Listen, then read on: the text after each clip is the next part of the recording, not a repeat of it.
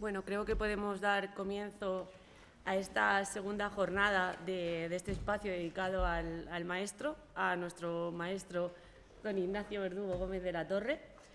Buenos días a todas y a todos. En esta sesión, al hilo del anterior, como decía ayer la profesora María Gorjón, vamos a seguir hablando del Ignacio jurista y de su legado a la disciplina. Aunque hoy también son muchas las personas que quieren dedicarle unas palabras, no quiero dejar pasar mi oportunidad de decir aquello que creo es justo y que no soy ni la primera en decirlo, ni estoy segura de que seré la última en estos días. Y es que es un verdadero privilegio poder contar con sus lecciones y no solo a nivel académico. Con él solo puedo estar agradecida, y eso que le he dado dolores de cabeza y le he hecho trabajar hasta el último día, literalmente. Y bueno, la verdad es que la primera lección que me diste, especialmente de empatía y de generosidad, fue el primer día que hablamos sobre hacer una tesis doctoral. No sé si lo recordarás, pero yo tenía más miedo que ganas. Y lo primero que me preguntaste que por qué. Y lo primero que se me ocurrió entre todas mis respuestas nerviosas fue porque era muy desordenada. Y lo que hizo para tranquilizarme fue llevarme a su despacho y enseñarme el orden de su mesa.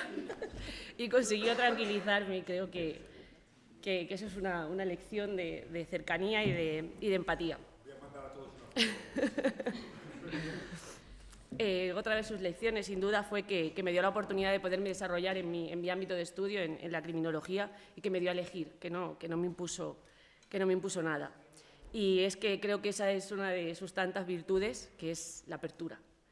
Y por eso creo que su legado a la disciplina es tan amplio y tan valioso, y por eso, como él mismo repite continuamente, su intención, casi su misión, es la de hacer dudar y plantear muchas dudas y reflexionar.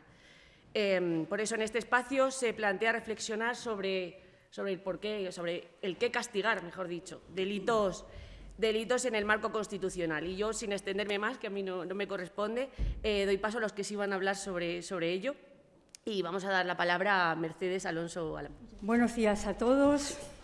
Yo quiero empezar agradeciendo a la organización de estas jornadas en homenaje a nuestro querido amigo Ignacio, que me hayan brindado la ocasión de dirigirme hoy a todos vosotros, a todos ustedes.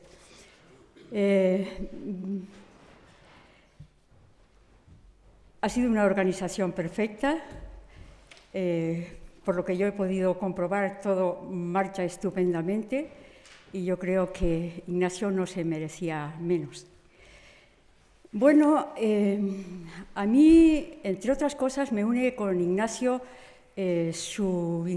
nuestra vinculación con Valladolid. Él siempre habla de Valladolid.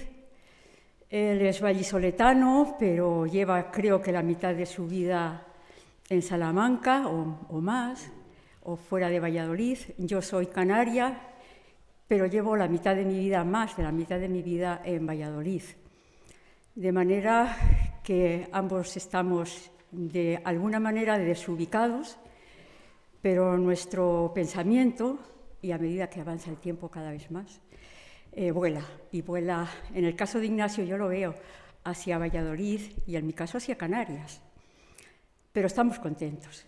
Es decir, que la vida universitaria es así y nos corresponde muchas veces cambiar, y yo creo que esto es bueno, y en el fondo, pues, aunque nos quejemos y añoremos, estamos contentos donde estamos. Yo veo a Ignacio contento en Salamanca.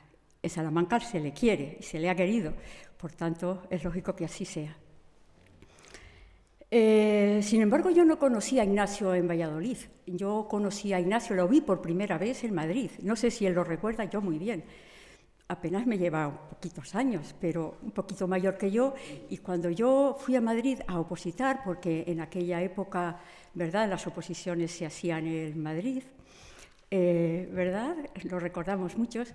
Bueno, pues allí se presentó Ignacio, que ya era profesor adjunto, decíamos entonces, y allí yo ya pude comprobar cuando me saludó, sabiendo que yo estaba en Valladolid, pues esa cercanía, esa humanidad, esa proximidad, esos brazos abiertos, ese calor humano, esa voz también, y que realmente ayer sus discípulos de aquí, de Salamanca y del otro lado del océano, pues han puesto permanentemente de relieve. De manera que bueno, la personalidad de Ignacio es polifacética. A mí me recuerda el delito. Decimos muchas veces el delito es una realidad polifacética, y la criminología y la dogmática jurídica y la política criminal. La personalidad de Ignacio también, desde mi punto de vista, modestamente es polifacética y ha tenido importantísimos cargos de gestión por todos conocidos en esta universidad y ha hecho una labor inmensa en Hispanoamérica, en Latinoamérica y, por supuesto, su obra penal. Entonces, son muchos nuestros puntos de contacto, además de Valladolid.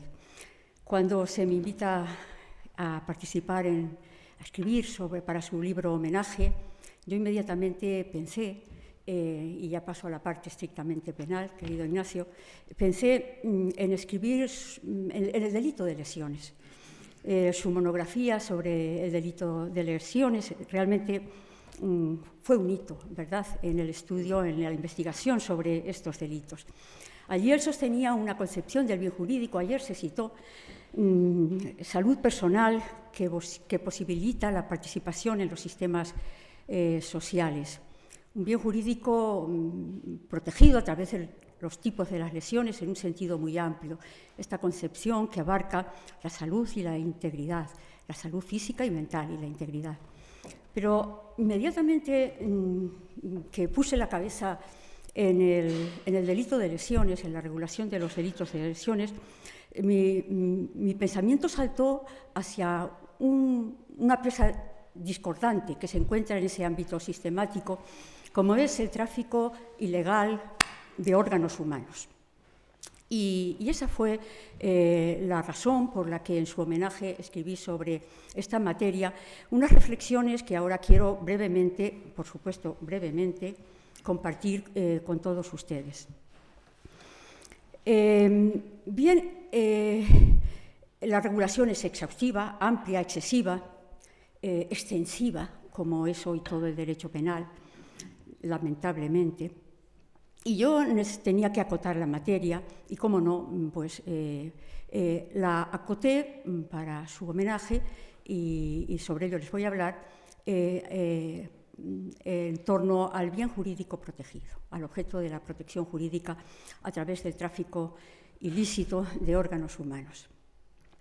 Y enseguida pues, nos podemos percatar todos de la complejidad. Casi podríamos decir que apenas hay otro delito en el Código Penal en el que esté más dispersa la discusión acerca de cuál es el objeto jurídico de la protección. Porque en un primer momento, cuando se introduce el delito allá por el año 2010, parece que lo primero que cabe pensar es que es el mismo bien jurídico protegido a través del delito de las lesiones. Es decir, un bien jurídico individual, la salud física y psíquica y la integridad corporal, frente a conductas de tráfico ilícito de órganos humanos. En favor de esta posición, que muchos han sostenido, se halla, desde luego, la posición sistemática en el ámbito de las lesiones. Pero todos sabemos que esto no es razón suficiente. La sistemática de un delito no prejuzga y no determina cuál sea el objeto de la protección jurídica. De manera que hemos de ir más lejos. Otros argumentos, además de la sistemática, cabría argumentar en favor de esta tesis. Por ejemplo, el que toda extracción de un órgano humano, incluso si es para el trasplante, siempre acarrea un riesgo, un peligro, ¿verdad?, para el titular del órgano. Y, por tanto, bueno, pues algo tiene que ver con la integridad física, cómo no, del titular del órgano. Por otra parte, también en la regulación se establecen penas diferentes según la importancia del órgano extraído para el trasplante. penas más o menos graves, una regulación casuística similar a la que existe en relación con el delito de lesiones. Y, ¿por qué no decirlo? No decirlo también, en aquella regulación inicial de 2010, ¿verdad? No se contemplaba el tráfico ilícito de personas fallecidas, de órganos de personas fallecidas, solamente de órganos de personas vivas. De manera que cuando en el año 2019 se reforma ampliamente este delito y se incorpora también el tráfico ilícito de órganos de personas fallecidas, un poco que hace ya crisis, ya existían críticas anteriores, esa concepción de que estamos ante un delito que se dirige a menoscabar o poniendo en peligro, ¿verdad?, la integridad física o la salud, porque mal puede decirse esto cuando el órgano que se extrae es de una persona fallecida. Bien, frente a esta posición, esta primera posición, que ve el bien jurídico protegido en un bien jurídico individual, eminentemente individual, se alzan todas aquellas posiciones cada vez más amplias, más extendidas, que entienden que el bien jurídico protegido, el objeto jurídico de la protección, es un bien jurídico colectivo, supraindividual, ¿verdad? Entonces, nos vamos hacia la protección de la salud pública, un interés de todos, ¿verdad?, a que los trasplantes se realicen en condiciones óptimas.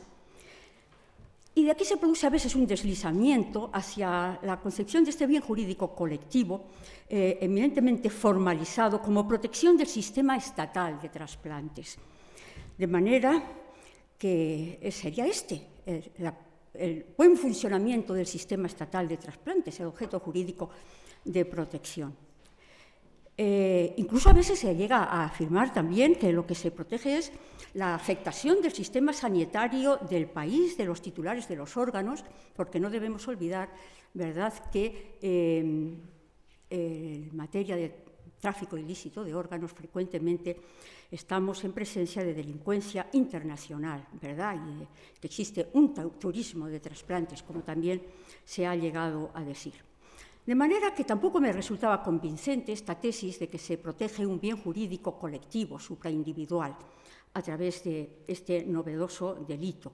Un delito, por otra parte, que parece importante y no cuestionable su incorporación al Código Penal, siguiendo directrices internacionales, etcétera, con independencia de que la regulación tan casuística, tan extensiva, siempre pueda ser francamente mejorada y deba ser por ello criticada.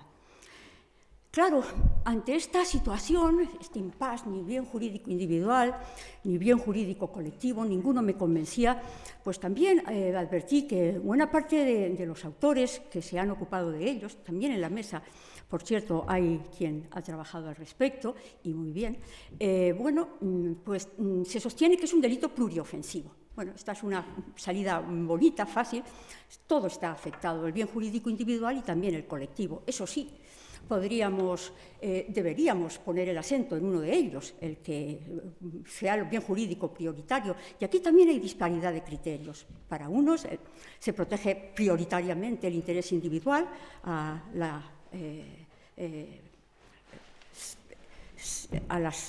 integridad y a la salud, ese bien jurídico, bienestar personal, que nos diría Ignacio, y para otros el bien jurídico prioritario, en cambio, es el interés colectivo.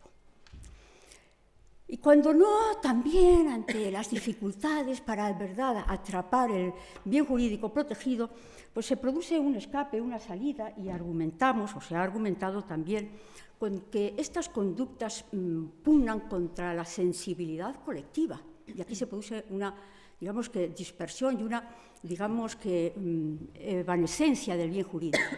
¿Por qué no parece que la protección de la sensibilidad colectiva frente a conductas de tráfico ilícito corresponda al derecho penal proteger esto?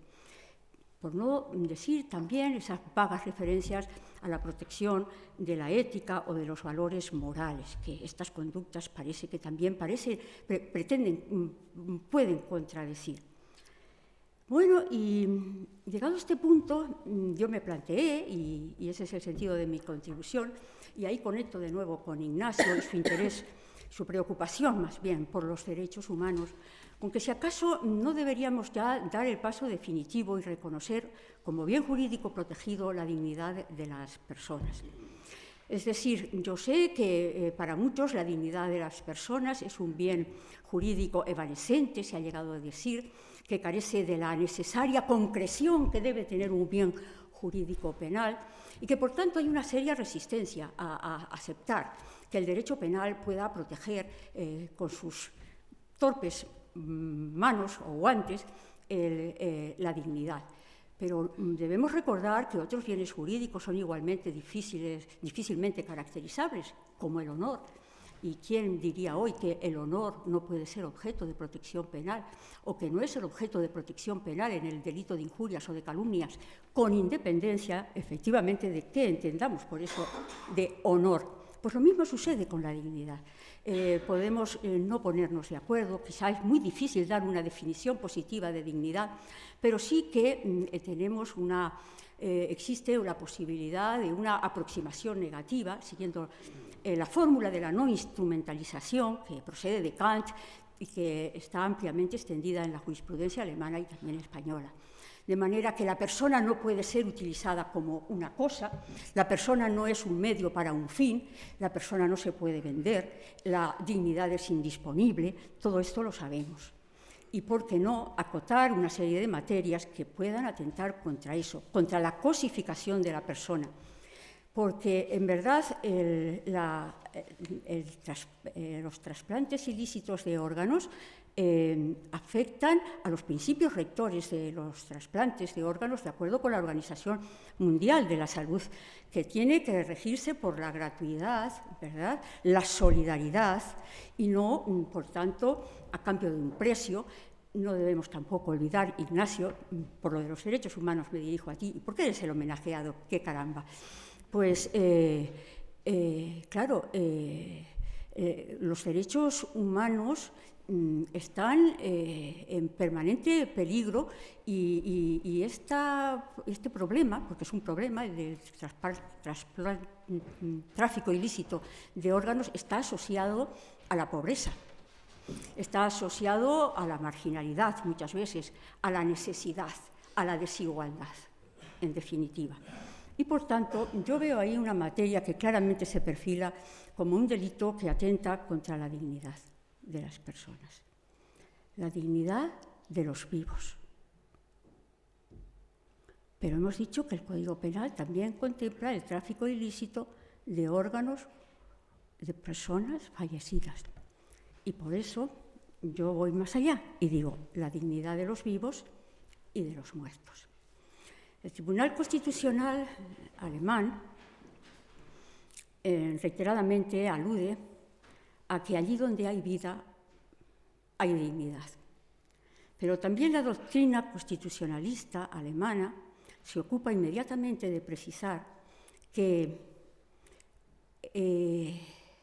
la dignidad se extiende a las personas fallecidas, es verdad, sin que esta protección deba dilatarse demasiado en el tiempo. Es decir, inmediatamente después de la muerte, en un breve plazo, en un plazo reducido. Desde luego no se puede exponer el cadáver de una persona con fines sensacionalistas, pues por la misma razón podríamos decir que también, y tengamos en cuenta que la extracción de órganos en condiciones óptimas para el trasplante requiere que la muerte sea reciente, en ese sentido también creo que no hay inconveniente en extender, ¿verdad?, la dignidad a los muertos. Y por eso he titulado mi contribución al libro Homenaje, el delito de tráfico ilícito de personas humanas y protección de la dignidad de los vivos y de los muertos. Y ello me ha recordado, y con esto termino, que no quiero tampoco excederme en el uso de la palabra, me ha recordado, me gusta terminar con una imagen literaria, el pasaje final del relato sobre los muertos con que termina el libro de James Joyce, Dublineses, un libro maravilloso, en mi modesta opinión, cuando habla de que la nieve cae sobre los vivos y también sobre los muertos. Y, ¿por qué no?, proteger la dignidad de los vivos y también de los muertos. Eso sí, no frente a cualquier conducta, no frente a conductas como publicitar, no frente a actos muy alejados, ¿verdad?, de la efectiva lesión o del peligro para el bien jurídico. Porque, claro, eso ya nos introduce en otro problema, en el que no podemos entrar aquí, en el problema de la desgraciada pérdida del carácter mínimo del derecho penal como última ratio, algo a lo que habría que volver, pero que realmente no es la política criminal de nuestro tiempo. Muchas gracias. Claro, yo cuando recibí hace unos meses la llamada de la profesora Ana Pérez Cepeda, para mí, pues Ana, pidiéndome que habían pensado que por qué no participaba en el homenaje del profesor Verdugo, que claro, el profesor Verdugo para mí, por si no lo sabe nadie, es mi padre. Pues evidentemente pues sentí un tremendo orgullo y a la vez una tremenda responsabilidad. Responsabilidad pues porque para mí como estudiante de la Universidad de Salamanca pues es un auténtico honor, un orgullo poder hablar aquí en el edificio de la universidad, de mi universidad, ante todos vosotros, que pues la mayoría, pues muchos he aprendido de vosotros porque os he estudiado en la carrera, y otros muchos, o gracias a vosotros, habéis hecho que yo sea una testigo privilegiada de la vida universitaria sin yo formar parte de ella. ¿Y por qué? Porque a la inmensa mayoría de los queridos discípulos de mi padre habéis pasado por casa cuando mi hermano y yo éramos pequeños, y pues a mí me habéis disfrazado de bruja, me habéis dicho que tengo que decir persiana en vez de palabrotas, se nos han falsificado carnes del Real Madrid, se puso internet en mi casa por primera vez, también fue gracias a vosotros. Entonces, y aparte hemos vivido pues todos vuestros éxitos académicos en mi casa pues como propios. Yo me acuerdo que a lo mejor llegaba mi padre a casa y decía: Nuria ya es doctora. Y era como, pues todos estábamos contentos porque evidentemente pues Nuria era doctora, o Ana ya es catedrática. Entonces, para mí pues personalmente es un auténtico pues privilegio el estar aquí, y como no, es otra de las cosas que tengo que agradecer a mi padre. El poder hablar aquí ante vosotros es gracias a él o por él. Pero en segundo lugar, con tal admiración que os tengo ayer a los del banquillo de rugby, también os odié profundamente, porque yo decía, pues yo qué voy a hablar, claro, yo no puedo hablar ni de la tesis que me ha dirigido, ni cuando le conocí en la Universidad de Valladolid, claro, yo decía.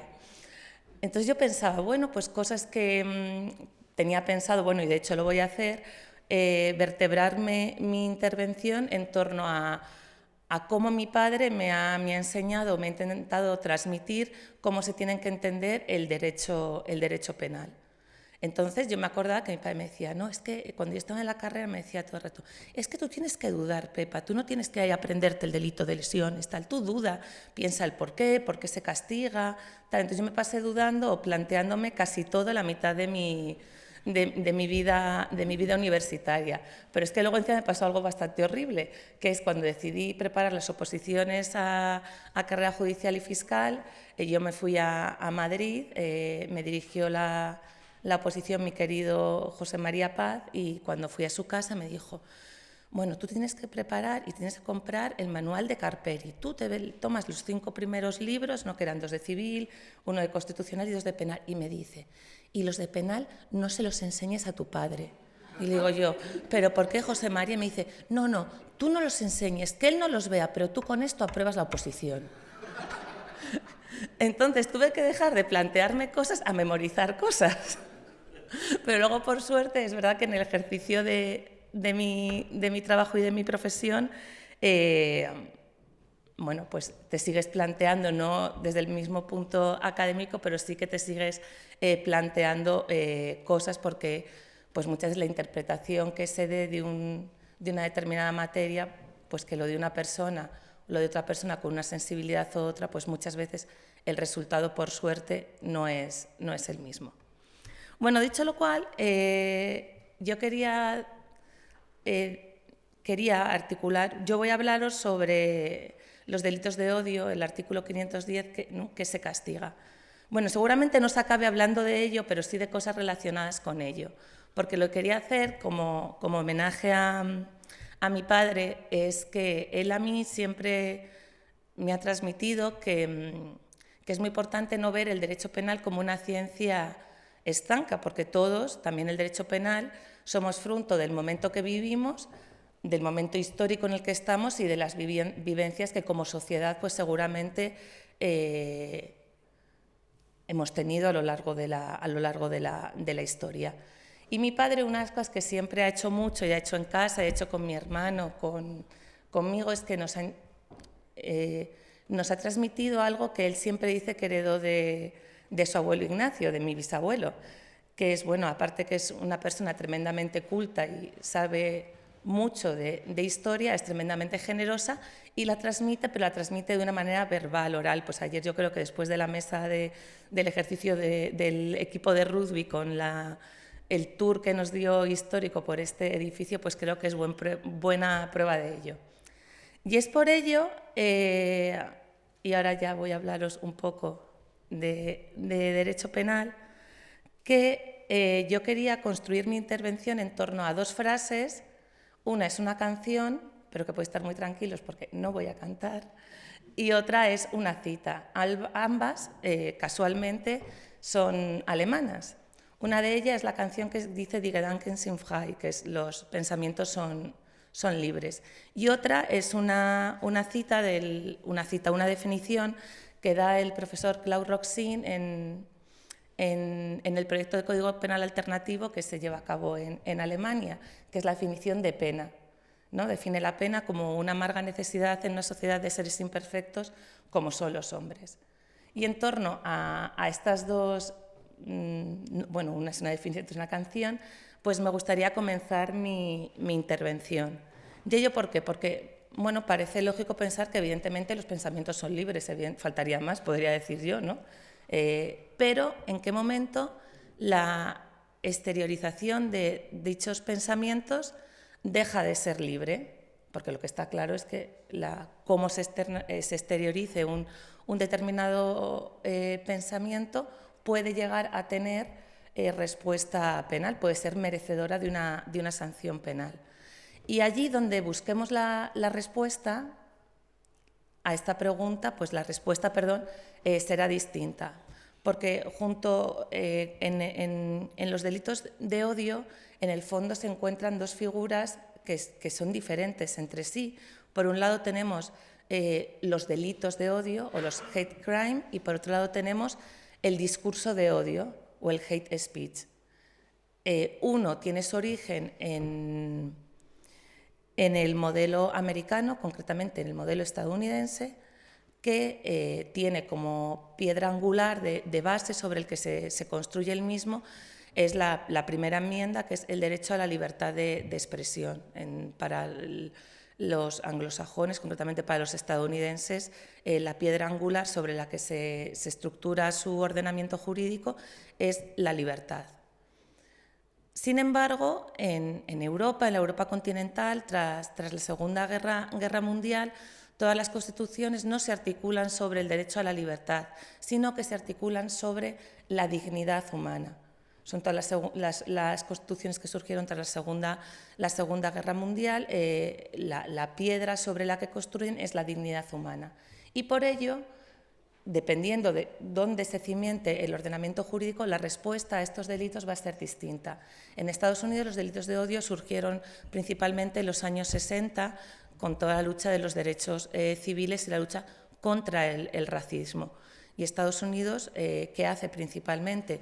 Lo que hace es que sobre un delito base construye tipos agravados, que sería lo que en el Código Penal español sería la figura del artículo 22.4 del Código Penal. Tenemos un delito base y en caso de que concurran determinadas circunstancias discriminatorias, pues se podrá imponer, tal y como establecen en los artículos 66 siguientes, la pena superior en grado.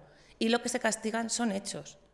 Para los estadounidenses no ha lugar, o salvo contadas excepciones, concretamente solo salvo una excepción, se podrán castigar y máxime castigar penalmente las palabras o lo que uno piensa, porque el Estado tiene la obligación de tener una posición neutral, equidistante. Ellos son tolerantes con los intolerantes. Sin embargo, en la Europa continental, tras la Segunda Guerra Mundial, se construye, claro, tras haber sufrido el terror del nazismo, del socialnacionalismo. ¿Y qué ocurre? Que las constituciones se dotan, se arman para luchar contra los enemigos de ellas, y es cuando surgen las constituciones militantes que defienden a la democracia. Claro, ejemplos, como no puede ser de otra manera, es la Ley Fundamental de Bonn, cuando, por ejemplo, en su artículo 9 prohíbe las asociaciones dirigidas contra el orden constitucional, o el artículo 18, cuando establece que se podrán delimitar determinados derechos fundamentales en los que se encuentra la libertad de expresión. Los europeos nos dotamos para luchar contra los que puedan atentar contra los valores democráticos, y, por lo tanto, el Estado no tiene una posición neutral como es la estadounidense. No es una posición equidistante, sino es una posición combativa. Pero, como veremos un poco más adelante, nuestra Constitución española, tal y como ha establecido el Tribunal Constitucional, no es una Constitución activa o militante. El artículo 20 de nuestra Constitución española, en igual sentido que el artículo 8 de la Ley Fundamental de Bonn, consagra el derecho a la libertad de expresión, pero esta no es ilimitada, porque encuentra una serie de límites que está principalmente en el derecho al honor, a la intimidad, a la propia imagen y la protección de la juventud y de la infancia. ¿Qué podemos concluir de lo que acabo de decir? Podemos concluir, en primer lugar, que, como he dicho, en Estados Unidos se castigan fundamentalmente hechos, y tendrán nuestra respuesta en el artículo 22.4 del Código Penal. ¿Qué sucede? Que el hate speech, o el delito del discurso de odio, lo que castiga son palabras, son expresiones, son exteriorización de sentimientos. Y aquí nos plantea principalmente dos problemas. Por un lado, es que supone y se constituye nuestro ordenamiento jurídico a partir del artículo 510, es el eje central en torno al cual se constituyen estos delitos. ¿Qué supone? Pues supone un adelanto de las barreras de intervención mínima del derecho penal, que pues tendrá una muy difícil conciliación con el principio de intervención mínima, con el principio de última ratio penal, con la pena como esa amarga necesidad que evoca esta definición que nos da el profesor Roxin. Y, por otro lado, con la colisión del derecho a la libertad de expresión. ¿Se puede limitar? ¿Cómo se puede limitar? ¿Siempre se tiene que limitar? ¿Cuáles son las consecuencias de dicha limitación? Y es por ello que muy brevemente me gustaría hacer un breve análisis de la evolución del derecho a la libertad de expresión que ha llevado a cabo nuestro Tribunal Constitucional. Como he dicho, el artículo 20 regula también, porque en ese tipo de delitos no solamente es la libertad de expresión, o la libertad de expresión vista como una manera estanca o cerrada, sino que junto con la libertad de expresión, por ejemplo, el artículo 20 también nos regula el derecho a la libertad ideológica, que también parece, pues, en estos tipos de delitos de odio, que parece, pues, que también estará bastante afectada dentro de los mismos. O también el artículo 18, como puede ser el derecho a la libertad de producción, al derecho a la creación científica, o el derecho al honor. ¿Qué sucede? Que podríamos pensar que parece lógico en una sociedad democrática, porque vamos a tener que limitar el derecho a la libertad de expresión, si todos somos democráticos, y esto también se habló mucho ayer, la posibilidad de debatir, incluso con el que piensa en contra de ti, o de las maneras más horribles o más escandalosas que nos pueden parecer. ¿Por qué no vamos a poder debatir? Porque va a tener que estar limitado este derecho, pero Pues sí lo está. Ya el artículo 24, siguiendo la misma línea del Convenio Europeo de Derechos Humanos, establece una limitación al honor, de este derecho, pues el derecho al honor, a la intimidad, a la propia imagen y a la protección de la juventud y de la infancia. Entonces, el Tribunal Constitucional ha evolucionado, a mi entender, de una manera negativa en cómo ha llevado a cabo el análisis de la limitación del derecho a la libertad de expresión. Pues siendo un derecho fundamental, parece claro que lo que se tiene que hacer, o lo que tradicionalmente se ha venido haciendo, es un juicio de proporcionalidad entre los diferentes intereses en juego, ¿no? Será entonces necesario fijar, y máxime cuando estamos hablando de una limitación de tipo penal, de una manera clara cuál es la causa, cuál es la razón que justifica la limitación de este derecho. Y máxime, además, cuando el derecho a la libertad de expresión es, digamos, un derecho fundamental, yo diría que especial, porque es el fundamento de la democracia. Y, de hecho, el Tribunal Constitucional, en su sentencia 5 de mayo de 2020, ya estableció y dijo que en el ejercicio de la libertad de expresión debe de garantizarse un ámbito exento de coacción, lo suficientemente generoso como para que pueda justificarse sin angosturas, esto es, sin timidez ni temor. El Tribunal Constitucional también ha venido reconociendo una doble vertiente del derecho a la libertad de expresión, una de carácter individual, ¿no?, el derecho que tenemos todos y cada uno de nosotros a decir y a expresar lo que creemos o lo que pensamos, y otro que es de carácter colectivo y que está directamente ligado con la creación de una opinión libre, indisoluble y ligada al pluralismo político. Entonces tenemos esta vertiente doble de este derecho. Pero, sin embargo, que es lo que ya apunté algo, nuestro Tribunal Constitucional defiende que la libertad de expresión garantiza incluso los discursos antidemocráticos, que es lo que no sucedería en las democracias militantes. Dice que, y esto lo voy a leer literalmente, que España no se configura como una democracia militante. Nuestra Constitución protege incluso a quienes la niegan. Nuestro sistema, a diferencia de otros de nuestro entorno, no tiene cabida el modelo de la democracia militante. Esto es un modelo en el que se imponga no ya el respeto, sino la adhesión positiva al ordenamiento jurídico y, en primer lugar, a la Constitución. El Tribunal Supremo, en línea similar a la establecida por el Tribunal Constitucional, ha establecido o ha manifestado que las ideas como tales no deben de ser perseguidas penalmente, menos mal. Pero sí que ha dicho que lo que no se puede encontrar bajo la tutela de la protección constitucional es la realización de actos o actividades que en el desarrollo de aquellas ideologías vulneren a otros derechos constitucionales.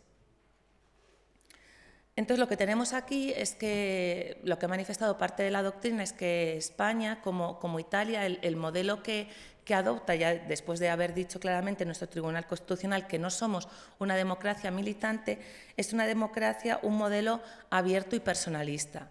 ¿Y esto qué quiere decir? Lo que supone, por un lado, que es la imposibilidad de excluir ningún tipo de discurso por su contenido. No tenemos la cláusula del artículo 17 del Tribunal Europeo de Derechos Humanos que podemos llevar a cabo sin que se lleve un juicio de ponderación, excluir un determinado discurso por su contenido. Y, por otro lado, lo que tenemos es que cualquier limitación en el ejercicio de la libertad de expresión debe estar justificada en un daño o puesta en peligro de un bien jurídico constitucionalmente relevante, sin perjuicio de otras razones que puedan darse por tiempo, modo o lugar. Pero ¿qué pasa? Que, como he dicho al principio, que es que el Tribunal Constitucional, por desgracia, en esta materia de los delitos de odio, ha abandonado el siempre deseable, necesario juicio de proporcionalidad, y bajo la idea o la definición de delito de odio ha caído, a mi entender, en una especie de populismo jurisprudencial y ha venido a configurar bajo la expresión de delito de odio una forma de limitación negativa del delito de la libertad de expresión, presuponiendo la lesividad por sí de bienes como el honor, la dignidad de la persona. Y habiendo hecho esta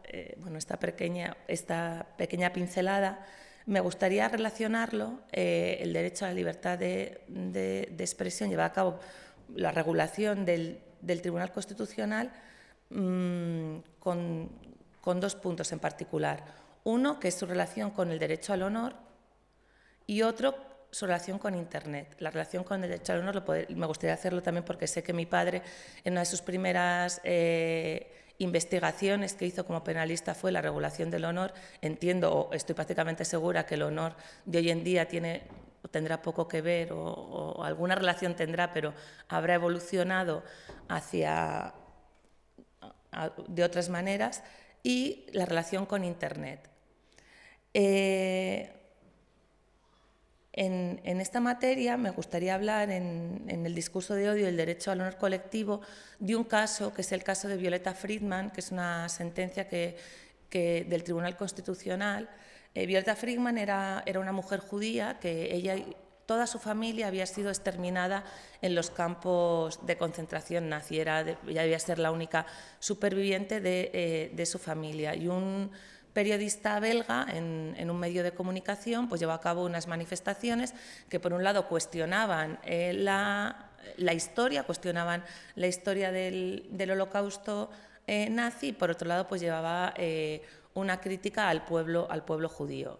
Violeta Friedman solicitó amparo ante nuestro Tribunal Constitucional, y nuestro Tribunal Constitucional le consideró que Violeta Friedman, bueno, en realidad no solo Violeta Friedman era merecedora de amparo por nuestro Tribunal Constitucional, pero sin embargo el Tribunal no dio el amparo por entender una extralimitación en el derecho a la libertad de expresión de este periodista, bueno, no sé si era periodista, de este señor belga. Es más, decía que estaba amparado por el artículo 20 y el artículo 16 de la Constitución. Sin embargo, lo que manifestó el Tribunal Constitucional es que se había producido una violación del derecho, no solo del derecho al honor de Violeta Friedman, sino del derecho al honor a todo el pueblo judío. Y fue la primera vez que se reconoció el carácter colectivo del derecho al honor. Luego, esta visión de derecho al honor desde un punto de vista colectivo ha sido reconocido por el Tribunal Constitucional en otras sentencias, como puede ser en la sentencia del caso Makoki.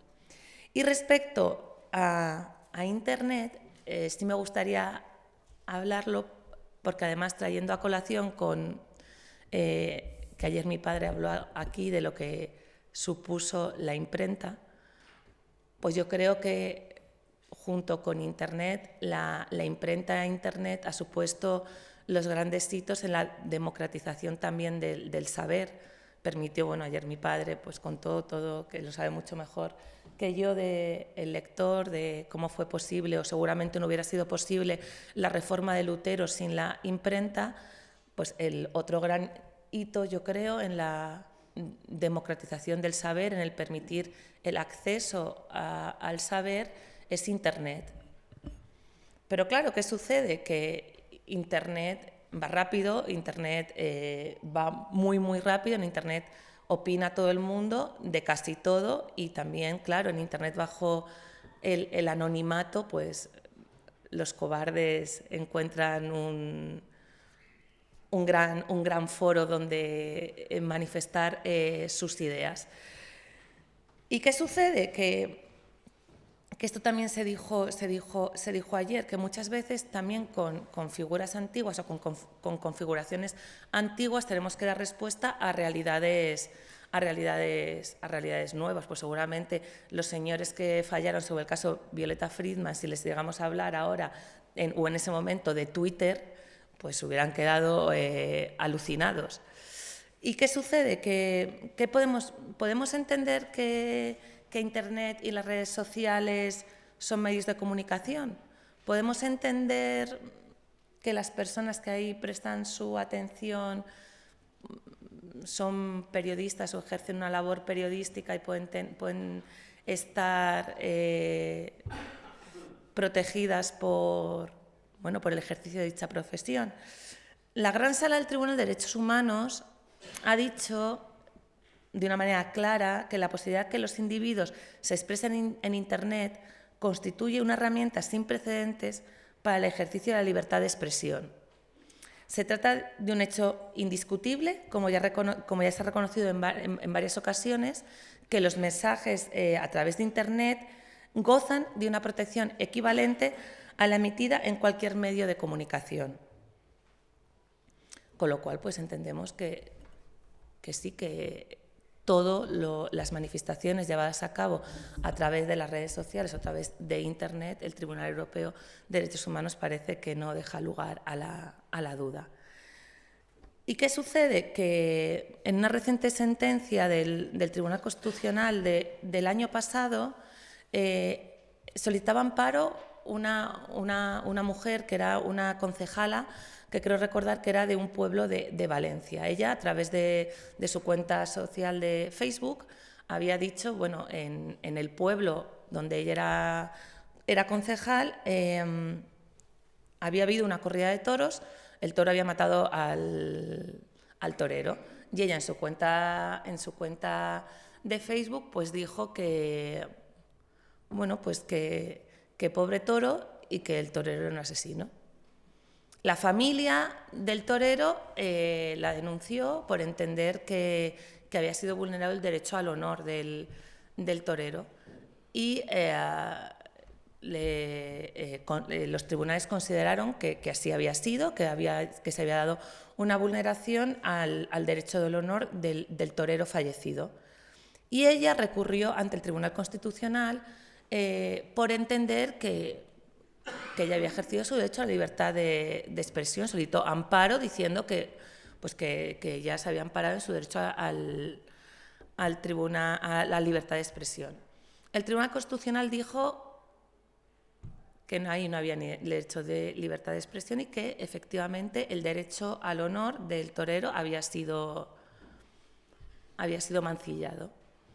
Sin embargo, esta sentencia tiene un voto particular muy interesante, que es el único voto particular que tiene, de Marisa Balaguer, donde sí que establece que, claro, que no se puede llevar a cabo bajo la prisma o analizar el derecho a la libertad de expresión, que es lo que había hecho el resto de ponentes, con la teoría clásica que se había llevado generalmente para analizar el mismo, sino que ahora, si nos encontramos con redes sociales, nos encontramos con cómo circulan las noticias, cómo se opina de las mismas. Aquí, además, también estaba el caso particular que la mujer era un cargo público, la mujer era una política que manifestaba una opinión que nos puede parecer mejor o peor, pero era una opinión, para mi gusto, pues, respetable por lo menos. Bueno, os invito a todos a leer este interesante voto particular. Y ya voy terminando, que sí quería hacer una breve referencia, porque claro, no se ha hablado de derecho penal, lo siento enormemente, no sé, os he hablado de derecho constitucional, pero del artículo 510 del Código Penal y del discurso del odio, simplemente dar unas breves ideas. Bueno, el artículo 500, podemos preguntarnos, claro, ¿qué entendemos por discurso de odio? Porque todavía no os he dicho que, bueno, tampoco tengo muy claro qué es el discurso de odio, pero si hay una definición positiva o se ha dado alguna definición de la misma. Debo decir que el Tribunal Supremo, en su sentencia de 18 de enero de 2017, sí que lleva a cabo una limitación del discurso de odio, diciendo, vamos a ver, no todo discurso que emita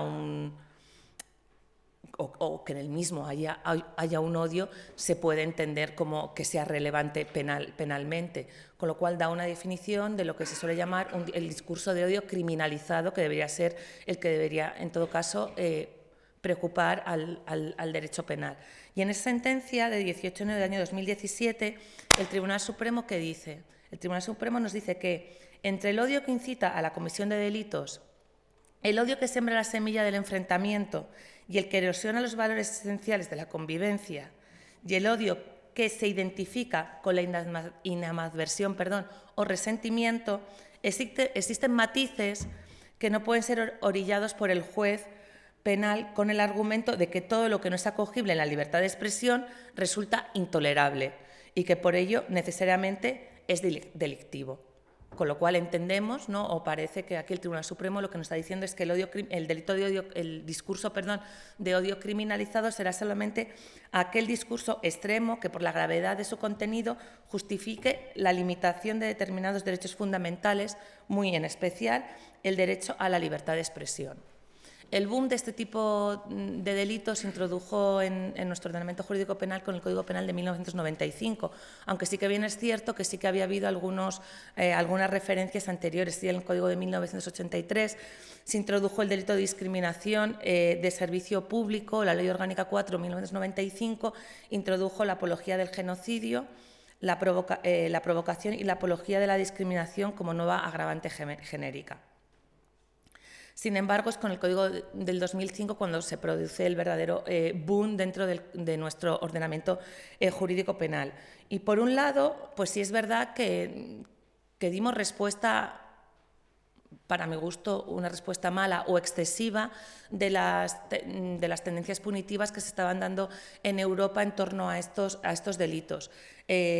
Y también el legislador penal se vio con la necesidad de dar respuesta a la declaración parcial de inconstitucionalidad que se llevó a cabo el Tribunal Constitucional en su sentencia de 7 de noviembre de 2007, cuando declara inconstitucional el delito de negación o parte del artículo del delito de negación del genocidio.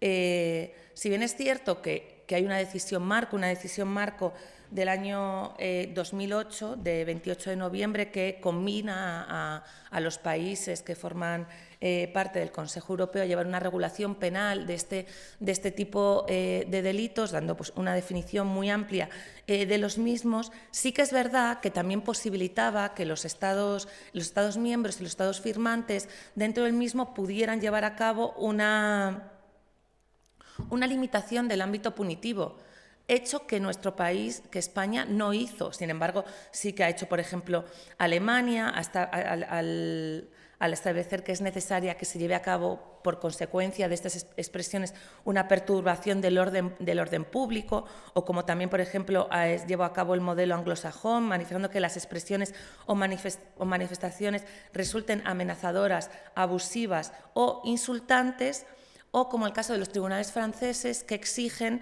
que los crímenes negados hayan sido reconocidos como tales por una resolución judicial firme, bien de un tribunal nacional o bien de un tribunal internacional. Y si bien es cierto, también la decisión marco en su artículo 7 establece que en ningún caso las medidas adoptadas por los Estados miembros podrán comprometer la libertad de expresión. Para terminar, que yo quería ser breve, creo que me estoy excediendo en el tiempo, perdón, sí que me gustaría hacer una muy breve referencia al colectivo protegido por este tipo de delitos. Tradicionalmente, el artículo 22.4, que es la agravante genérica del artículo 510, venían a reconocer los mismos colectivos que entendían que tenían que ser merecedores de tutela penal. Sin embargo, esta equiparación se fue al traste con la Ley Orgánica 4 de 2021. ¿Por qué? Porque el legislador penal aumentó en ambos tipos penales los colectivos protegidos. Sin embargo, el artículo 22.4 sí que introdujo la aporofobia y la exclusión social. Y, sin embargo, en el artículo 510 no se introdujo ni la aporofobia ni la exclusión social. Bien es cierto que en una reciente reforma que ha habido, que es la reforma operada por la Ley Orgánica 6/2022 de 12 de julio, se ha solventado en parte de este error, pero no se ha solventado totalmente. ¿Por qué? Es cierto que en ambos preceptos, en el artículo 22.4 y en el artículo 510, se ha introducido el antigitanismo y sí se ha aprovechado para incorporar dentro de las agravantes de los colectivos protegidos dentro del artículo 510, sí se ha incluido la aporofobia, pero no se ha incluido la exclusión social, con lo cual los colectivos protegidos no son los mismos actualmente dentro del artículo 22.4 y dentro del artículo 510, que además, y como no podría ser merecedora de otra manera, tienen que tener una interpretación como números clausus de los mismos, sin que sea, por supuesto, pertinente y totalmente proscrita una interpretación amplia de estos sujetos. Bueno, me gustaría terminar con un mandato pues, al homenajeado y, bueno, y a los submarinos y, bueno, y a todos aquellos de la comunidad universitaria que os queráis sumar a él. Bueno, y es como mi padre pues, a mí siempre me ha dicho que hay que tener grandes expectativas, ¿no? No hay que ponerse límites y hay que pensar a lo grande. Entonces, pues bueno, a mí me gustaría pediros desde aquí que, bueno, siguiendo el ejemplo del profesor Claude Roxin y de otros ilustres penalistas alemanes, pues nos brindéis una propuesta de código penal alternativo español, donde pues, las penas vuelvan a ser amargas necesidades y vuelvan a cumplir pues, el principio de proporcionalidad, de intervención mínima y, como no, de reinserción social. Eso es todo y muchísimas gracias. Buenos días. Yo quiero comenzar, no puedo hacerlo de otra forma, expresando mi agradecimiento por la invitación que se me hizo a participar en este acto homenaje al querido y admirado maestro, el profesor Ignacio Verdugo Gómez de la Torre. Un acto en el que me encuentro, además, rodeada de grandes amigos y de queridos maestros y referentes del derecho penal y de mi vida académica. Personalmente es para mí un privilegio estar aquí, porque de la influencia del profesor Verdugo no se ha beneficiado solo su gran escuela de discípulos directos en España y fuera de ella, sino también todos los que de una u otra forma hemos sido testigos de su obra y de sus enseñanzas. Yo no soy, querido Ignacio, miembro de esta gran escuela de Salamanca, pero tal vez por tu hermandad con mi maestro, el profesor Francisco Muñoz Conde, me he sentido siempre como una especie de sobrina académica a la que has involucrado en muchas de tus iniciativas, y no me refiero solo al hecho de haberme abierto siempre las puertas de esta casa, de esta Universidad de Salamanca, sino haberme ofrecido la oportunidad de ir por primera vez a América Latina.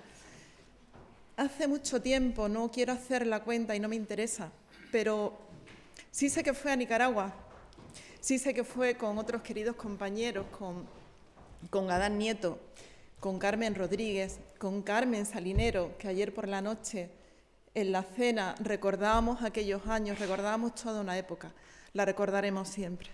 Por todo ello, mi reconocimiento, mi enorme gratitud y mi respeto, querido maestro, querido Ignacio.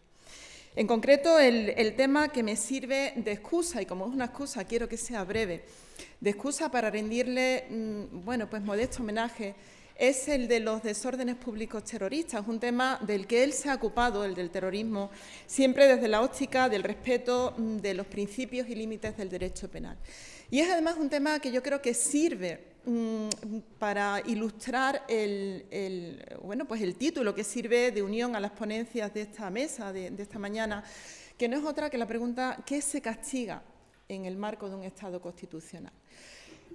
A ver, para empezar, hay que preguntarse si realmente tiene sentido la conjunción de términos como un tipo penal. ¿Por qué?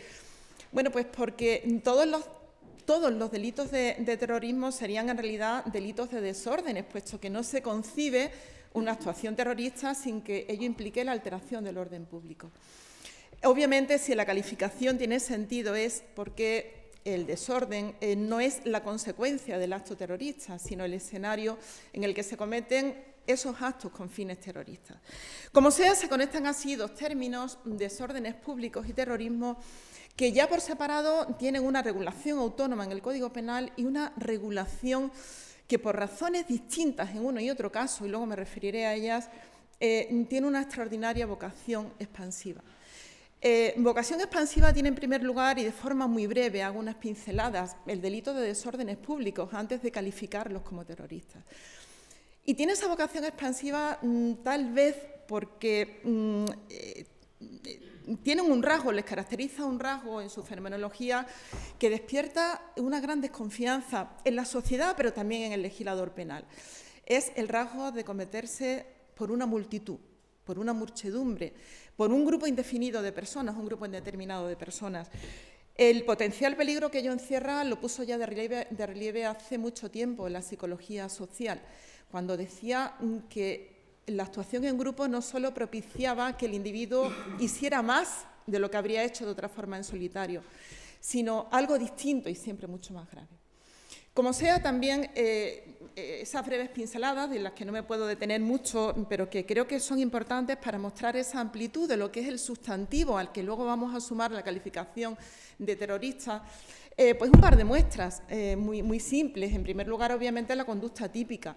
Desde el año 2015, para apreciar los desórdenes, el legislador renunció definitivamente a la exigencia de comprobar un resultado lesivo. Antes era pues daños en las personas, en las cosas, obstaculización de las vías públicas. Desde el año 2015 no hace falta comprobar ningún resultado. Es verdad que existe un resultado, pero no un resultado material, sino un resultado que se cifra en la lesión del difícil concepto de la paz pública, en la alteración de la paz pública. Claro que esa alteración de la paz pública, que ya de por sí parece que evoca pues, un resultado bastante grave, que puede justificar la intervención del legislador penal, el problema es, o la singularidad es, que se vincula a actos que no solo tienen muy desigual de valor, sino que alguno de ellos hace dudar de si realmente tienen la envergadura suficiente, el potencial peligroso que justifique la intervención penal. El legislador refiere el ejecutar actos de violencia sobre las personas. ¿Qué es eso? ¿Lanzar unos huevos a la policía o a cualquiera de los que estén circulando en ese momento? Dice violencia sobre las cosas. ¿Basta con las patadas a un contenedor o con volcar un contenedor? ¿Es eso ya lo que puede alterar la paz pública? Y claro, y a ello se suma todavía otra conducta que aún es más débil. Dice, o amenazar a otros con llevar a cabo estos actos. Bueno, al final esto se convierte prácticamente pues, en un tipo abierto, y luego muestras vamos a ver de ello, un tipo abierto en la que, bueno, depende del tribunal la apreciación en última instancia de cuándo, a consecuencia de esas conductas de gravedad indefinida, han provocado una alteración de la paz pública. Otra muestra, y muy rápido también, porque no es lo que me interesa ya empezar a adjetivar, pero muy rápido los sujetos. Claro que siempre, antes y después del 2015, el legislador ha exigido una actuación en grupo, por eso de la muchedumbre, por esa característica del delito de desórdenes. Lo que pasa es que desde el 2015 ha relajado bastante esa exigencia, hasta el punto de que al legislador le interesa que exista un grupo, que se identifique, que haya una actuación por un grupo, pero a partir de él es indiferente, en el fondo, quién protagonice el desorden. El grupo o los que se amparan en el grupo. Y el que se ampara en el grupo es un sujeto individual. Claro, y aquí se abre la pregunta, ¿quién se ampara en el grupo? Ejemplos tenemos muchos, y a mí me provoca todo el respeto hablar de la jurisprudencia cuando tenemos aquí un magistrado del Tribunal Supremo que además, bueno, pues lo ha sido en sentencias que tienen tanto que ver con este tema del desorden público, ¿no? De los delitos de desórdenes públicos. Pero claro que la dificultad está servida y la jurisprudencia la ha puesto de relieve. El caso quizás más reciente para determinar qué es la actuación al amparo, pues el de los 49 investigados por los cortes de la AP7, organizados por la organización Tsunami Democratic. Y bueno, se planteaba si estos sujetos, si determinados sujetos que estaban allí implicados, que estaban pululando, que actuaban también al amparo de la organización o del grupo. Bueno, en un auto reciente de la Audiencia Provincial de Gerona de junio del 22, el tribunal ha entendido que el amparo es algo más. Pero independientemente de esa solución o de la opción final, que no me interesa tanto, lo cierto, lo que quiero subrayar es la vaguedad de una fórmula para un tipo penal que es extraordinariamente grave. Más muestras, bueno, pues algunas más de esa implicación de sujetos individuales donde antes solamente era el grupo. Castigo de las formas de incitación, de reforzamiento de la decisión de llevar a cabo los actos, que en el fondo, aunque suenen a inducción y aunque suenen a complicidad, no son ni una cosa ni otra, porque se agotan en el mero desvalor de incitar ¿a qué? De incitar a realizar lo que ya se está realizando. Eso no es la inducción. La inducción requiere un efecto, requiere comprobar una incidencia en el destinatario. Aquí no hace falta. Tampoco es complicidad psíquica, que también requiere esa comprobación de que ha tenido algún tipo de efecto el acto en cuestión en el sujeto. Entonces, bueno, una extraordinaria amplitud que se colma todavía con la inclusión de actos preparatorios de estas conductas. Muy rápido, 559, castiga a la distribución o difusión pública a través de cualquier medio de mensajes o consignas que inciten a la comisión de algunos de estos delitos o que sirvan para reforzar la decisión de llevarlos a cabo. Esto prácticamente es ya un cheque en blanco en manos de los tribunales para determinar el alcance típico de los desórdenes públicos.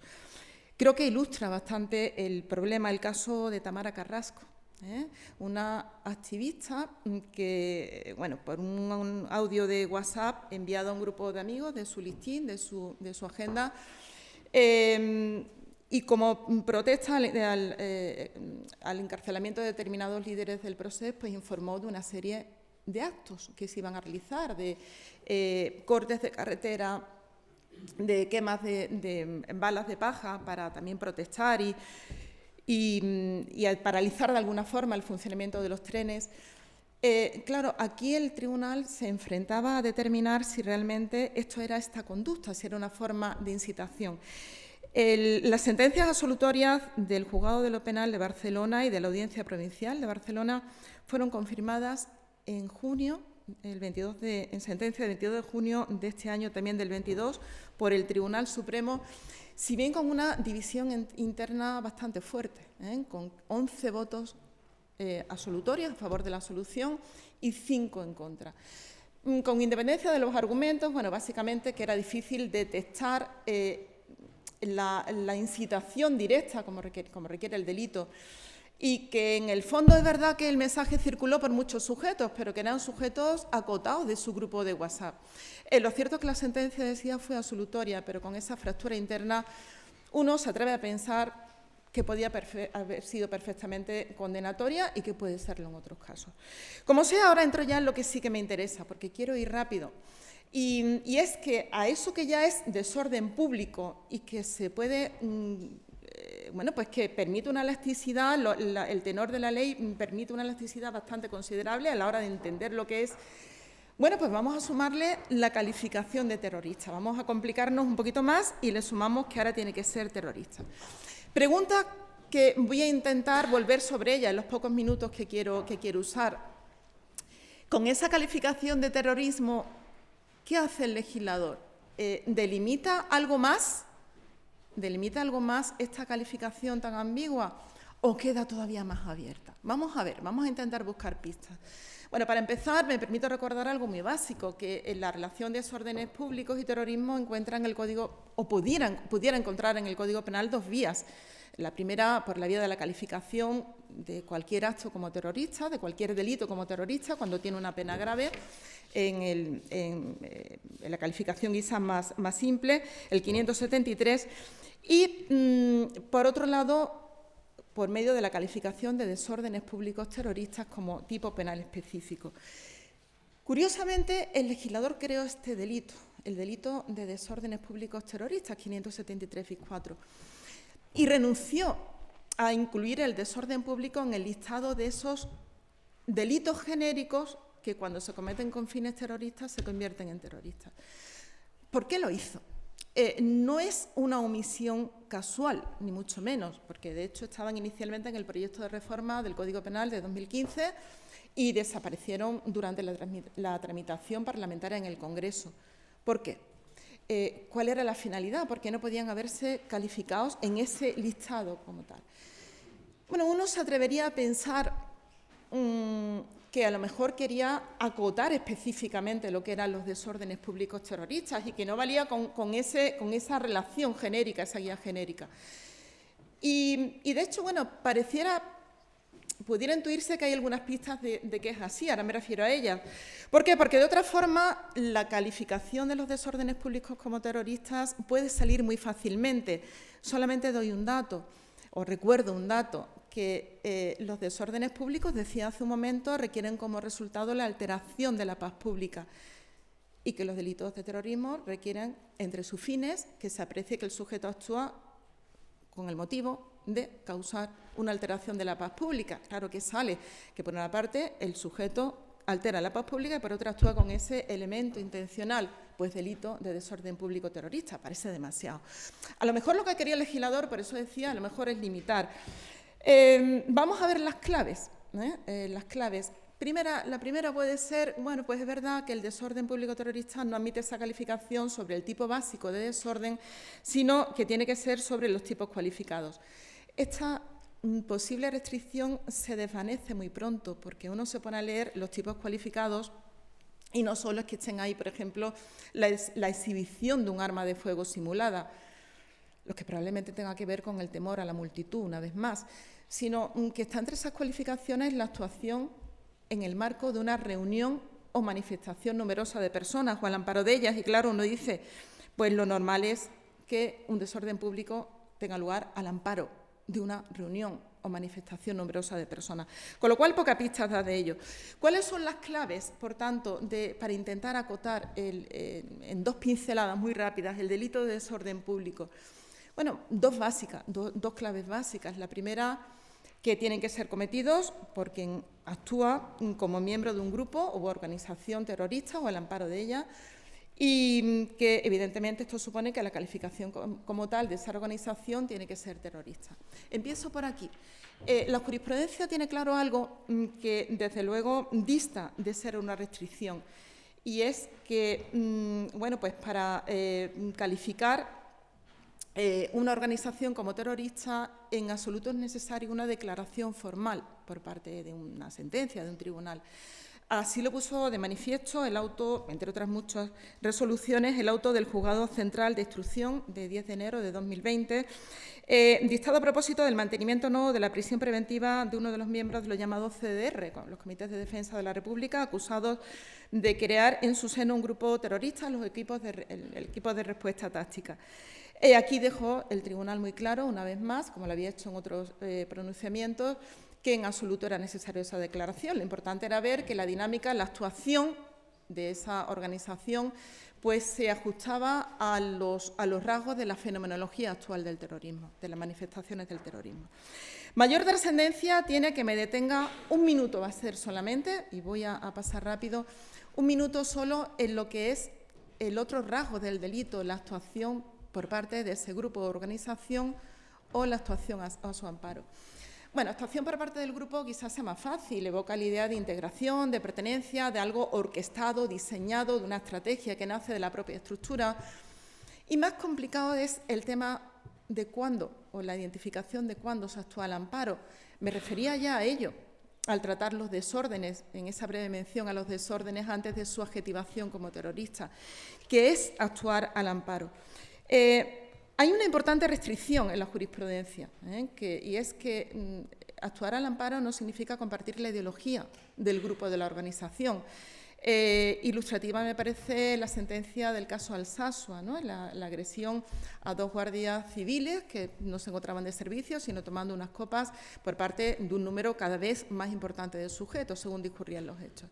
El tribunal aquí también dejó muy claro que el hecho de que estos sujetos actuaran en sintonía con los ideales, con la filosofía, con los idearios de la organización terrorista, en absoluto convertía esa actuación al amparo.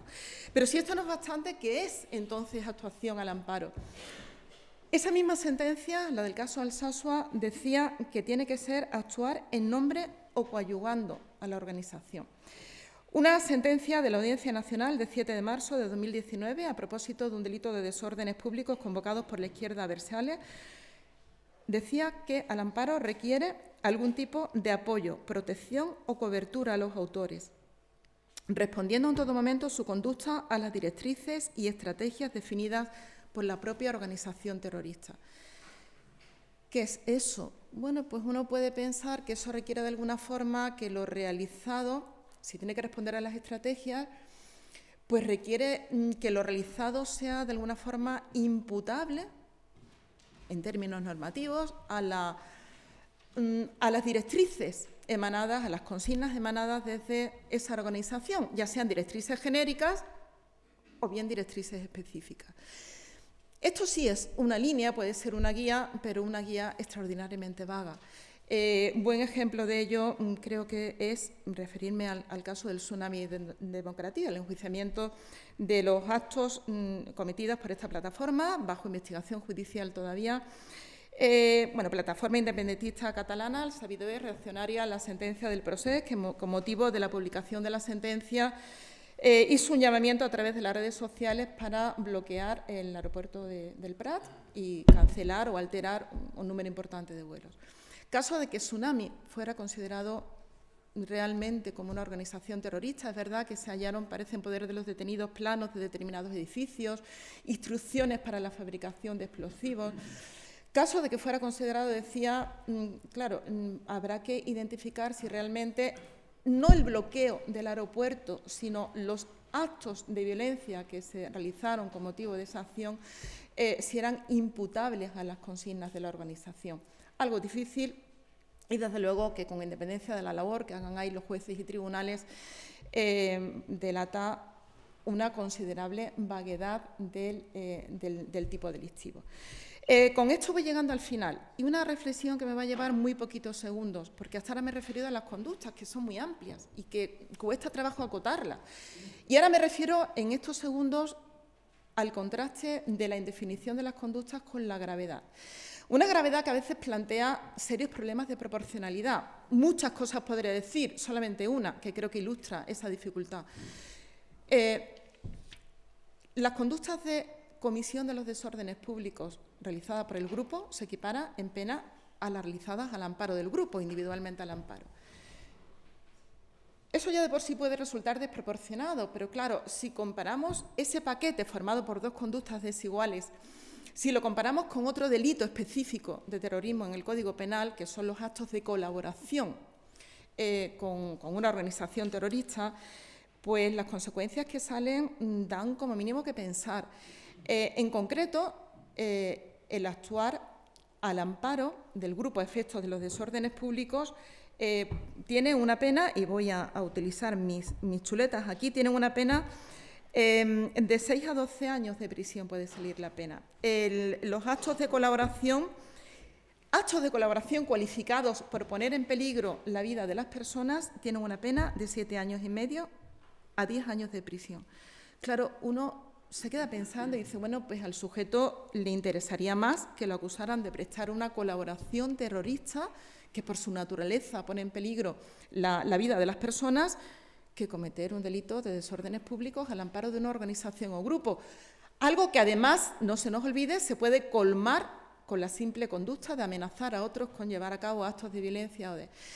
Bueno, al final termino con una reflexión, que tal vez esto que intento pues poner de relieve, estas incoherencias, pues sea el resultado de un cóctel de dos reacciones penales, un cóctel de reacciones frente a dos tipos de delitos que por distintas razones desatan la vocación expansiva del legislador. Por una parte, la cruzada contra el terrorismo.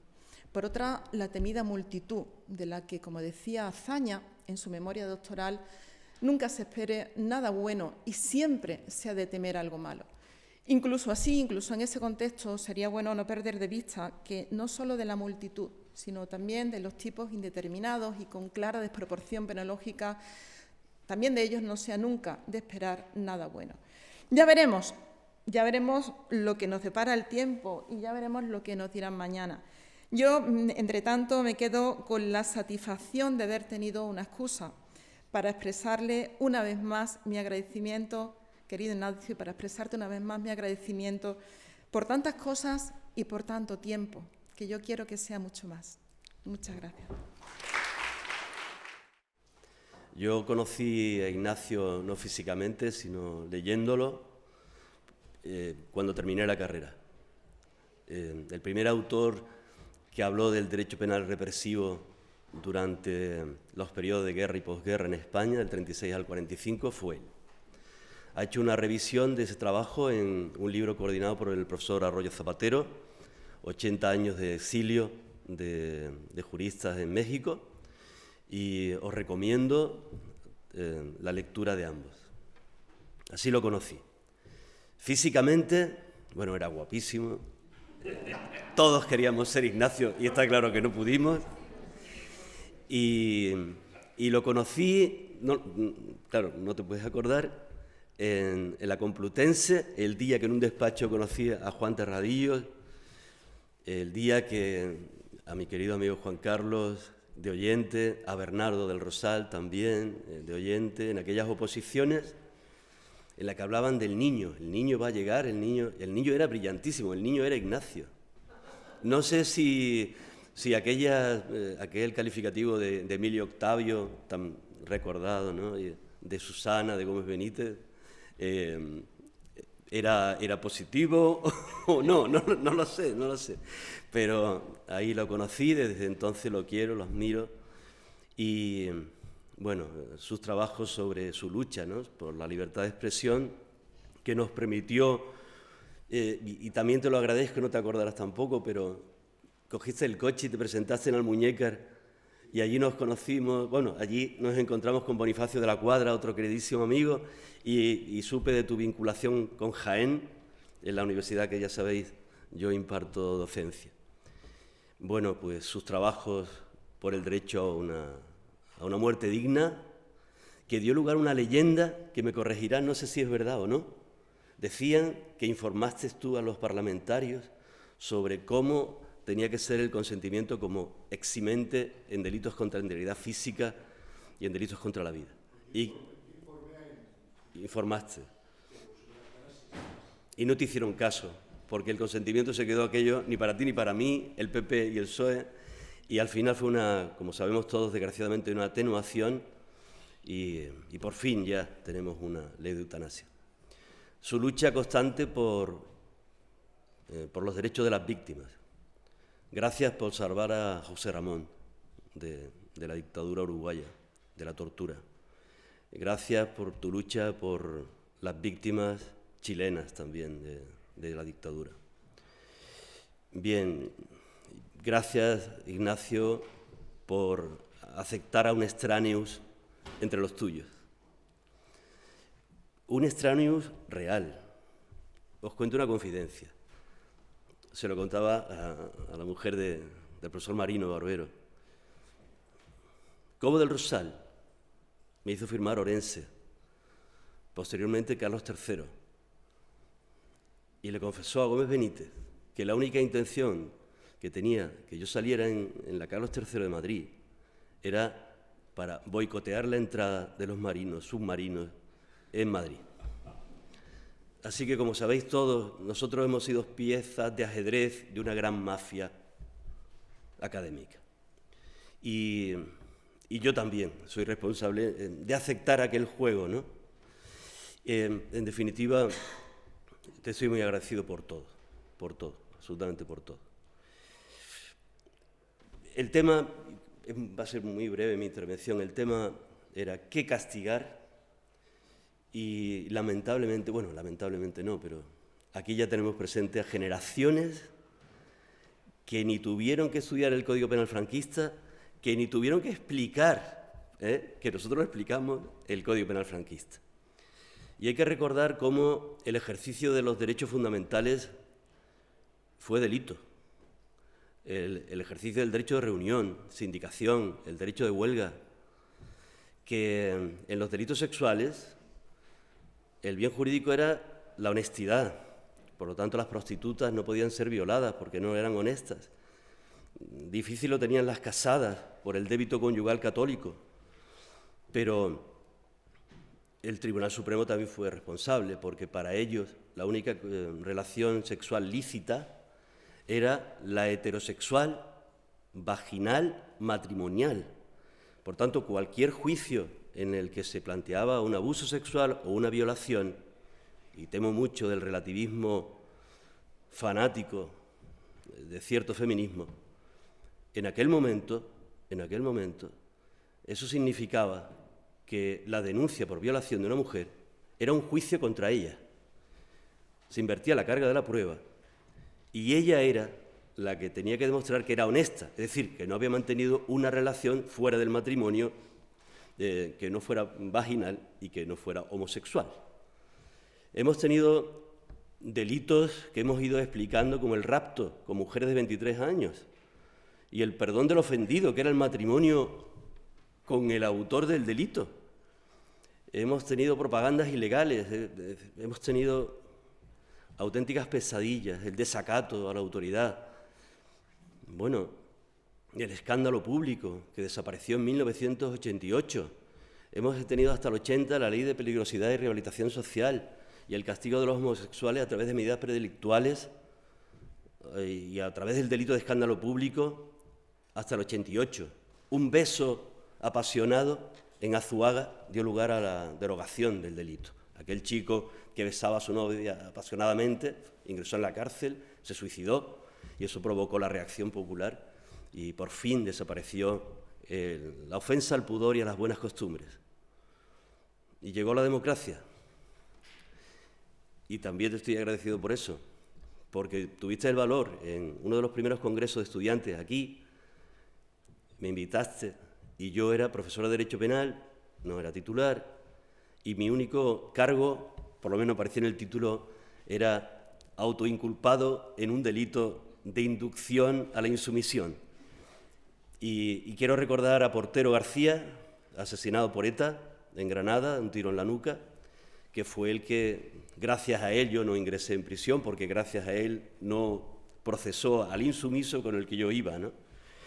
Y, bien, en aquel momento no comprendí cómo el Código del 95 castigó la insumisión a la prestación social sustitutoria y al servicio militar.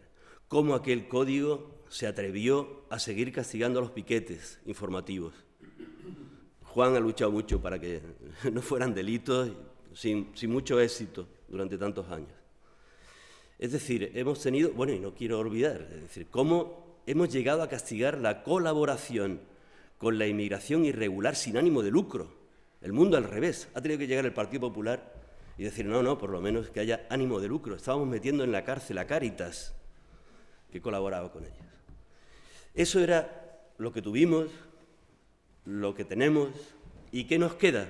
Y yo ya, para terminar, iba a hacer otra intervención, pero no hay tiempo, quiero realizar una reflexión que aparentemente es contradictoria.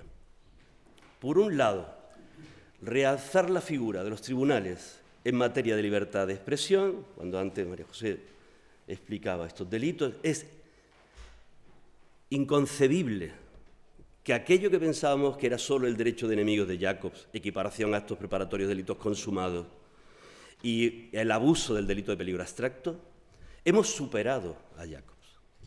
Y ahora tenemos delitos de actitud abstracta, de peligro abstracto y concreto, donde ya no exigimos que sea idóneo el comportamiento para conseguir el resultado de lesión de la igualdad o seguridad de los colectivos vulnerables, sino que se llegue a generar un clima de hostilidad que pueda desembocar en un futuro más o menos próximo, no bélico, contra un acto de violencia contra esos colectivos vulnerables o un acto discriminatorio contra esos colectivos vulnerables, o como decía ayer Fernando, castigar tentativas imprudentes a través de delitos de peligro o el acto preparatorio del acto preparatorio, en definitiva, tentativas de inducción. Esto es un peligro para la democracia. Y digo que es contradictorio porque al mismo tiempo aquellos derechos de reunión que en democracia no se deben ni tocar, salvo casos excepcionales, nuestros tribunales en sentencias recientes de Atur en el Parlament, del Procés, han puesto en duda la existencia del derecho a la protesta.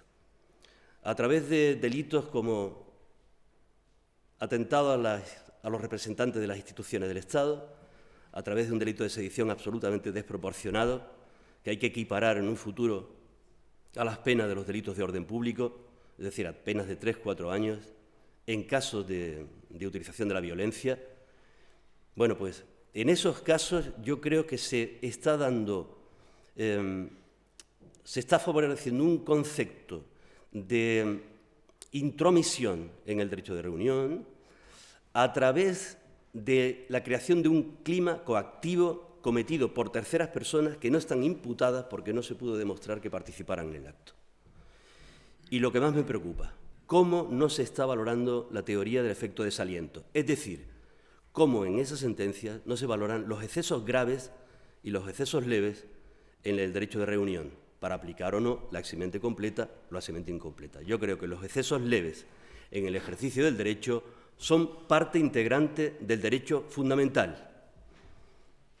Con eso termino. Te queda mucho por hacer, tú eres de los imprescindibles, tu pluma, tu palabra queda pendiente. Hay que reformar tantas cosas en nuestro derecho penal y siempre nos quedará Ignacio. Muchísimas gracias.